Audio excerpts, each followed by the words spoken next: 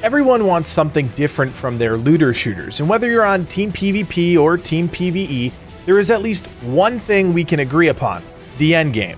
Raids and rifts, sieges, and strongholds, nothing matters if the endgame falls flat, which is why today we're going to unpack one of the most talked about things on the comments of our Outriders videos.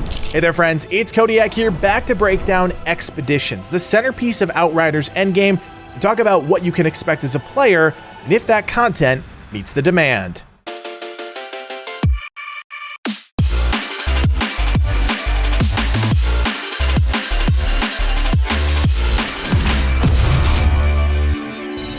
We're just gonna hit the ground running on this one. Look at any of your favorite looter shooters in the past decade and think about why it compelled you to keep playing. The answer may vary slightly, but I guarantee the gameplay loop was a big part of your experience. In Borderlands, across the various installments, the game had really engaging stories and varied side quests that got you invested in the world. It also included a loot system that showered you with fun and interesting rewards that could be utilized in numerous ways through the exciting build diversity that was possible in the game. Yes, we know that Borderlands 3 was a bit of a hot mess at launch, and that AAA greed started to seep in through the cracks, but all intents and purposes, Borderlands as a series is one of the gold standards. The latest game featured an endgame loop that people are still enjoying, and plenty of content creators are helping keep the game alive. The game now includes arena-style wave combat, time trials, and of course dungeons and raids. It's a good mix of content that still manages to attract tens of thousands of people every day across Steam and other platforms. Now when it comes to Warframe, they take a different approach, throwing a metric ton of content at you in various areas. After all, the game has been supported by the developers for forever at this point. With the 40 plus different frames, essentially the game's classes, there is always a new build or experience awaiting the player the moment they get bored, something. As a good friend of ours put it that has played Warframe forever, if there is a piece of content I'm not interested in or just don't want to do, I just go do something else. That level of flexibility is huge for players. Then we start to get into some rougher instances, but still quite popular.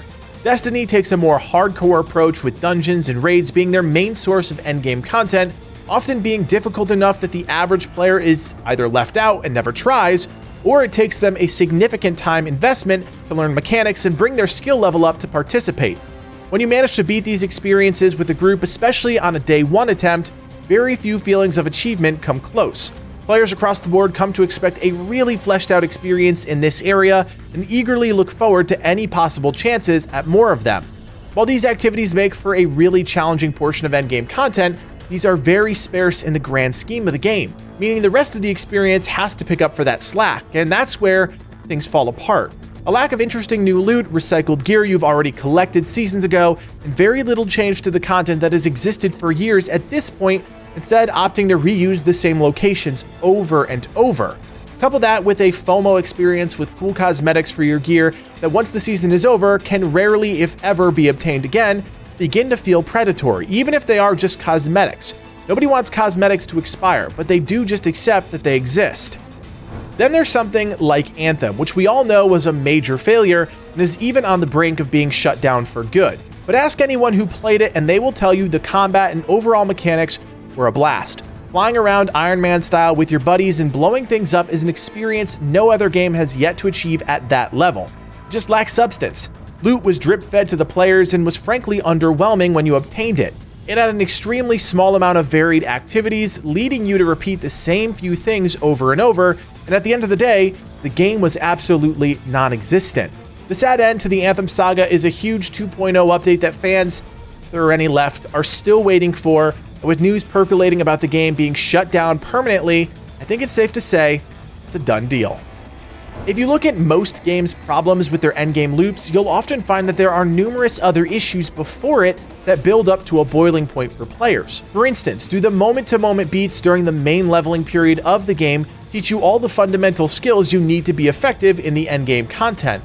Nothing feels worse than queuing into some endgame activity and players having absolutely no idea how to do a basic puzzle mechanic or something similar. Overall, anyone playing a looter shooter likely wants a couple key things. A challenge is probably the biggest one. Even if we get to exercise a giant power fantasy and become these unstoppable killing machines, we still want the enemies we face at that level to put up a fight. Now that doesn't mean just fill the health bars up to a ridiculous portion but make the mechanics in these fights reflect a knowledge that is learned from your time playing. Knowing certain enemy weak points, needing specific loadouts or combos to deal damage, or even having dynamically changing elements to make each encounter in the game a little more unique each time. Sufficient class depth is another big one for a lot of players. The ability to respec skill points at any time for free is great, but if there really isn't a huge flexibility to spread out those points, it might end up being quite linear in terms of builds. If there are various classes in the game, you ideally want each of your party members to be unique in their playstyle, so each can change the flow of combat in their own way, and even provide unique solutions and gameplay moments in endgame content. Loot is another massive one. Even if you have a ton of loot showering you, you want it to overall feel useful. You don't want the weapons and gear you are grinding out at endgame to simply feel like the same thing you've used at the start, just a bit stronger. Even if you can't use each piece of loot you obtain directly, having it as a core element to progress the gear you want to use is key. Don't make it an absolute slog to make progress. Make the experience to get the loot challenging, but when you succeed, shower the player with opportunities to progress. Now I want to circle back to Outriders. We've done a fair bit of talking about other games, but we should focus on Outriders and whether or not the endgame loop will quench that thirst of hungry looter shooter fans. I do honestly think this is an unwinnable challenge for the team. On one hand, they've crafted 14 completely new experiences for players to explore, but the sad truth is there will of course be players that stampede through content and claim there isn't enough. It doesn't help that expeditions, the endgame content in the game, are time-based. Powering through these missions as fast as possible is literally the goal if you want to progress and reach that next challenge tier. That's a dangerous route to take because it encourages players to blaze through your content.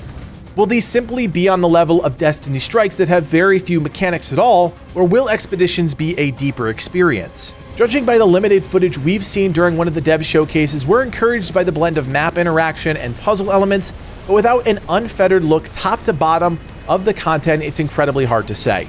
We know that the endgame matters. We've been around video games long enough to know that simple truth. We've seen a lot of people in the comments skeptical, and that's probably the right way to approach this.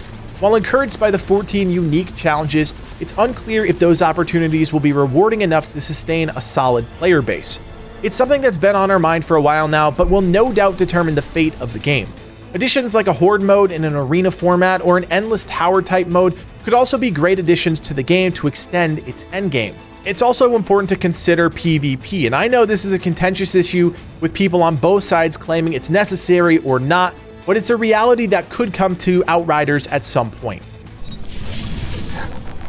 Obviously, we spent a lot of time talking about older games, but it's important to look back at the things that have worked and not worked in other titles. We try not to talk about the same thing in every single video, so check out our more informational content if you're still looking for the basic facts about Outriders. Honestly, guys, the Outriders Endgame, also known as Expeditions, is everything, and you guys have not shied away from letting us know your thoughts. So leave a comment below. Let me know what you think about Outriders Endgame loop. Is it valuable enough for you to buy the game?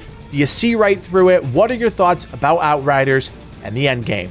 If you are interested in Outriders and want to follow us as we take on Enoch, how about you support the channel? Throw us a like, maybe hit that subscribe button, and honestly, what do you have to lose? It's completely free for you, and it really does help us out a ton.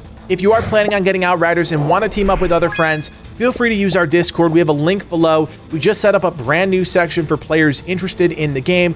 We'll also be able to share tips, tricks, and of course, our latest videos. My name is Kodiak, and from everyone here at Legacy Gaming, thanks for watching, and play on.